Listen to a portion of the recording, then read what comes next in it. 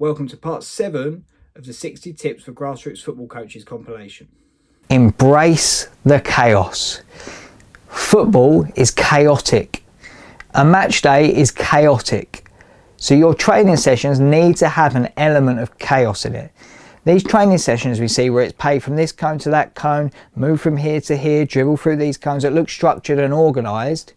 Okay, they might look good from the sides and all neat and tidy and pretty, but they're not effective for the players because that is not how the game looks like.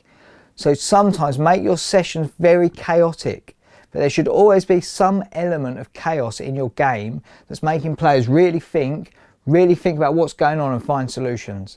So embrace the chaos. As players get older, you won't rotate positions as much, but they might start looking at playing in an area of the pitch.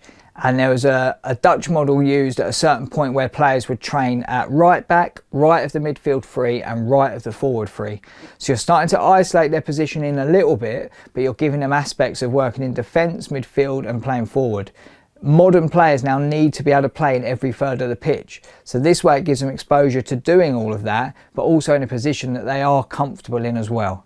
So try this model of maybe centre back, centre midfield striker, left striker, left midfield, left back, and the same on the right side, and see how it helps your players develop. This sounds simple, this tip, but not many people do it. Ask kids why they are playing football.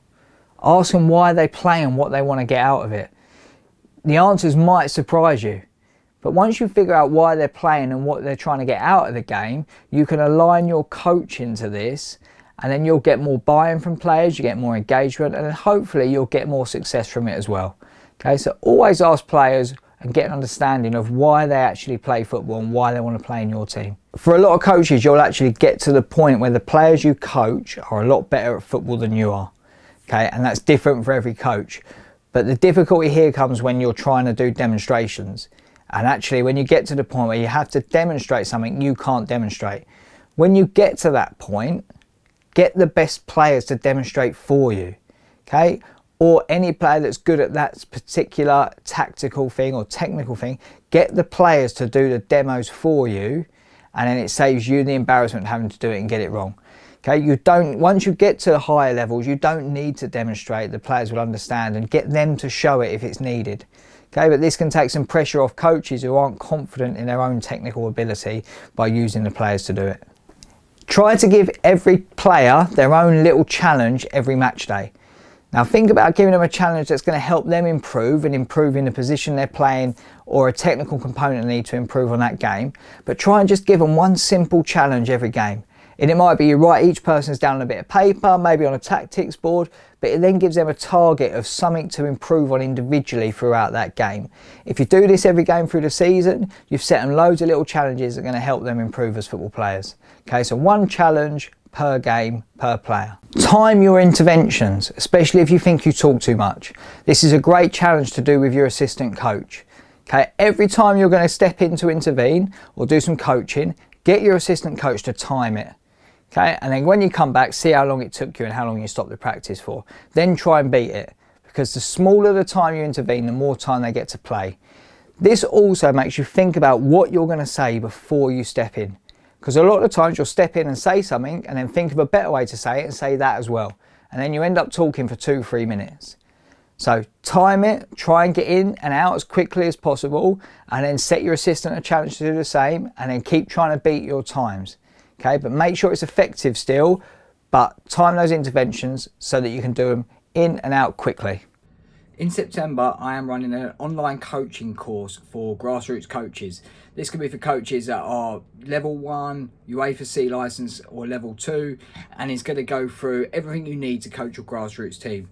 There will be lots of value in this for new coaches as well as experienced coaches. We'll be running over 6 weeks with a series of webinars. If you miss a webinar, you'll be able to make it up as well. But we'll go through things like how to plan your sessions, how to adapt for individuals within your group, especially when you've got players that are at different ability levels. We'll go through formation, small-sided games, how to deal with some parents, how to create a culture for your team, how to develop individuals around the 4 corners to help them physically, technically, tactically, psychologically. We will go through loads and loads of session plans and session design stuff. In my experience, that's what grassroots coaches want. They want help with designing their sessions and how they can do that over a season. So a large bulk of the 6-week course will be working on creating your sessions, making sure your sessions are appropriate for your players, and making sure your sessions are helping players develop. You can sign up and register interest for this course, and then we will be sending out links about how to get involved and get enrolled on the course. It will be starting in September. Hopefully you're looking at the 60 tips videos that we're currently releasing and going through. And you can find more information on the TSC Coaches Club, which is on Facebook, Instagram and YouTube. You can follow me on LinkedIn, Twitter and Facebook as Seb Tidy.